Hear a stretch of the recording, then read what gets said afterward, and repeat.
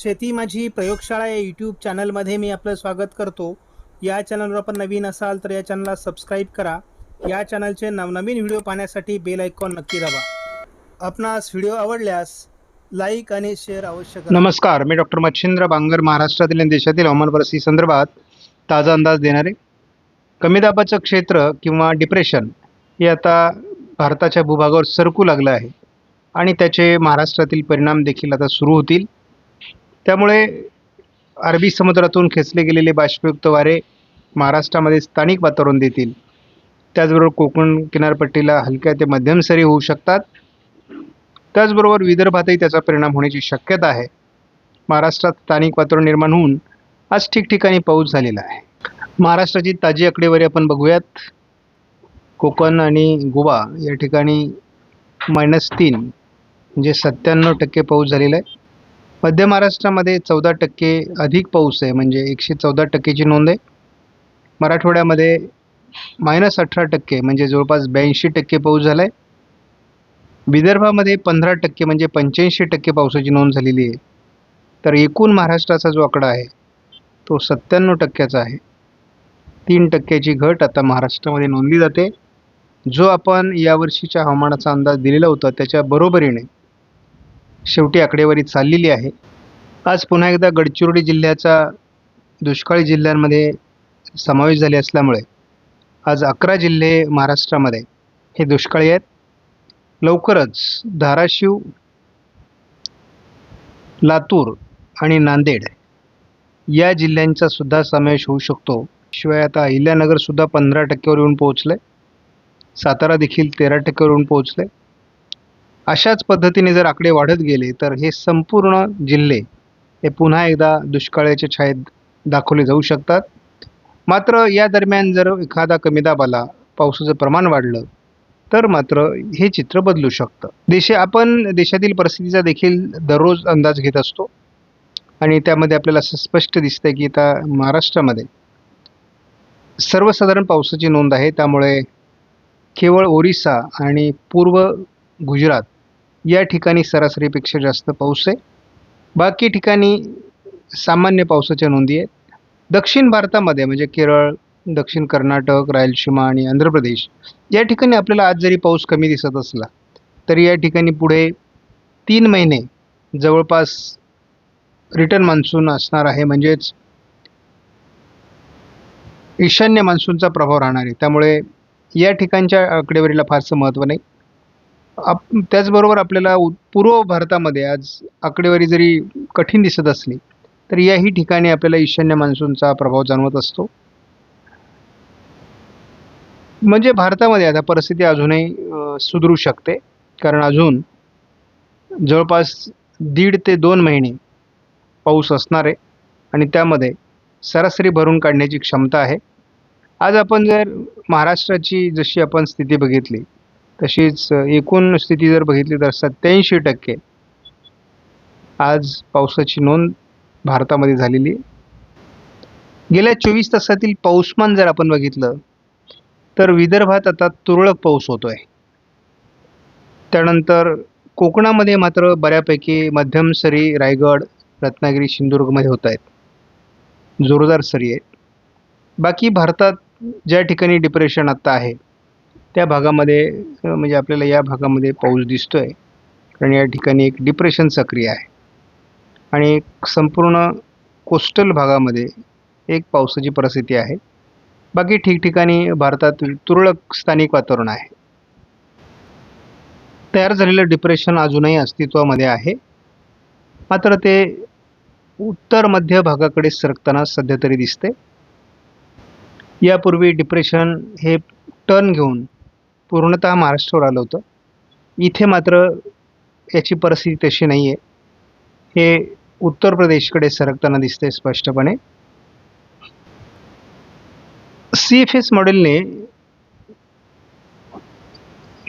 या आठवड्यामध्ये म्हणजे साधारण आता आठवड्यातला 14 तारखेपासून 21 तारखेपर्यंत पूर्व विदर्भात अतिवृष्टीची शक्यता दाखवलेली आहे. बघूयात नेमकी. आणि कोकणामध्ये देखील पावसाचा अंदाज दिला आहे आणि महाराष्ट्रातली परिस्थिती बदलेल किंवा एक अनुकूल वातावरण महाराष्ट्रात तयार होऊ शकतं त्यामुळे हा आठवडा पावसाळी दाखवण्यात आला आहे. पुन्हा एक 28 तारखेपासून जवळपास 4 सप्टेंबरच्या दरम्यान देखील महाराष्ट्रामध्ये एक हवामान प्रणाली सक्रिय होण्याचा अंदाज CPSने दिला आहे.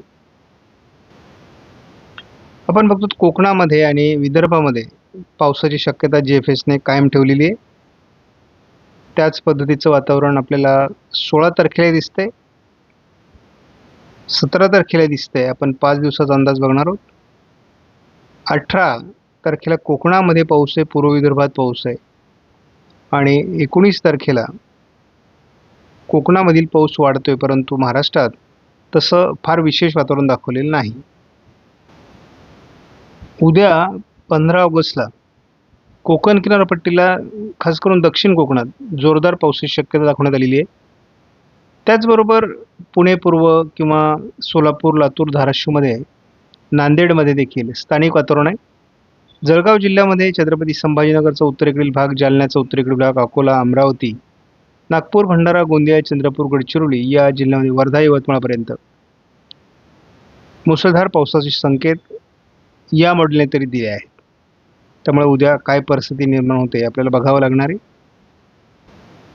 16 तारखेला देखील विदर्भामध्ये मुसळधार ते अतिमुसळधार पावसाची शक्यता अकोला, अमरावती, नागपूर, भंडारा, गोंदिया, चंद्रपूर, गडचिरोलीच्या उत्तरेला सुद्धा दाखवण्यात आलेली आहे, वर्ध्यापर्यंत. त्यामुळे एकूणच विदर्भामध्ये मोठं पावसाळी क्षेत्र आहे.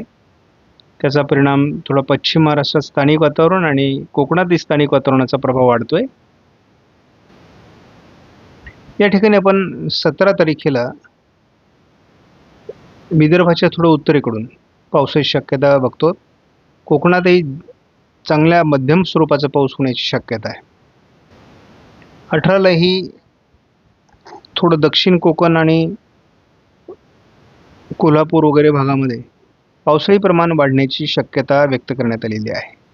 विदर्भातही स्थानिक वातावरण असेल. 19 तारखेला थोडं दक्षिण कोकणामध्ये पावसाचं प्रमाण अधिक असण्याची शक्यता आहे आणि थोडं पूर्व विदर्भाच्या अतिपूर्वेला म्हणजे गोंदिया आणि गडचिरोलीमध्ये देखील पावसाचं वातावरण आहे. पुढील 5 दिवसामध्ये म्हणजे 19 तारखेपर्यंत जे काही पाऊसमान असणार आहे ते कोकणामध्ये आणि विदर्भामध्ये असण्याची शक्यता आहे. थोडंफार पश्चिम महाराष्ट्रात देखील स्थानिक वातावरण असेल आणि उत्तर महाराष्ट्रात देखील स्थानिक वातावरण असण्याची शक्यता आहे. सध्या महाराष्ट्रातील परिस्थिती बघितली तर विदर्भामध्ये किरकोळ पावसाळी परिस्थिती दाखवण्यात आलेली आहे. कोकणामध्ये हलक्या सरी होऊ शकतात. तर उद्या 15 ऑगस्ट आहे. 15 ऑगस्टला आपला परतीच्या पावसासंदर्भातला अंदाज असतो, कारण आपण जसं 26 जानेवारीला पहिला मान्सूनचा अंदाज देतो, 1 मेला तो अपडेट करतो आणि 15 ऑगस्टला परतीच्या पावसाविषयीचा आपला अंदाज हे आपले निश्चित दिवस असतात.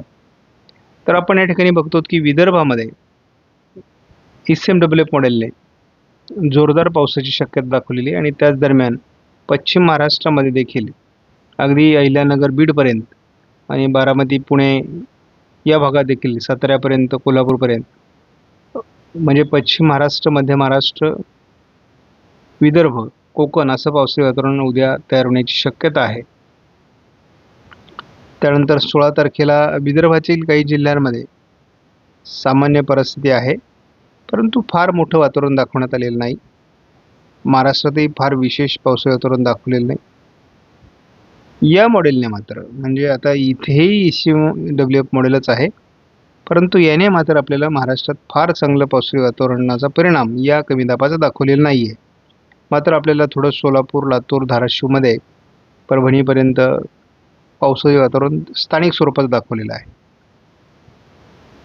अगदी 18ला देखील याच भागात म्हणजे दक्षिण कोकण आणि पश्चिम महाराष्ट्र, गडचिरोली असं थोडं वातावरण दाखवण्यात आलेलं आहे. 19 तारखेला देखील एवढं विशेष वातावरण नाही आहे, परंतु काही मॉडेल ते वातावरण दाखवत आहेत. तर बघूयात, फार पावसाचं वातावरण मात्र या ठिकाणी ICMWF मॉडेलच्या या व्हर्जननी दाखवलेलं नाही. थोडक्यात सारांश जर सांगायचं झालं तर विदर्भातील या काही जिल्ह्यांमध्ये आपल्याला बऱ्यापैकी पावसाळी वातावरणाची शक्यता दाखवण्यात आलेली आहे. त्यानंतर या पाठोपाठच कोकण किनारपट्टीला देखील पावसाळी वातावरणाची शक्यता आहे आणि आपण बघतो की थोडं या भागात देखील स्थानिक वातावरणाची शक्यता आहे. बाकी महाराष्ट्रामध्ये विशेष पावसाळी वातावरण या मॉडेलने तरी दाखवलेलं नाही. बघूयात हवामानात बदल होतोय सातत्याने आणि या सिस्टमचा फक्त पूर्व विदर्भामध्ये परिणाम होईल आणि थोडाफार दक्षिण कोकणाच्या या भागामध्ये देखील पावसाळी प्रमाण अधिक असण्याची शक्यता नाकारता येत नाही. बाकी या सिस्टमचा फार परिणाम महाराष्ट्रावर दाखवला नसला तरी स्थानिक वातावरण पुढील काही दिवसात तयार होऊ शकतं आणि हलका ते मध्यम पाऊस महाराष्ट्रामध्ये होऊ शकतो. विदर्भात मात्र मुसळधार पावसाची शक्यता कायम आहे.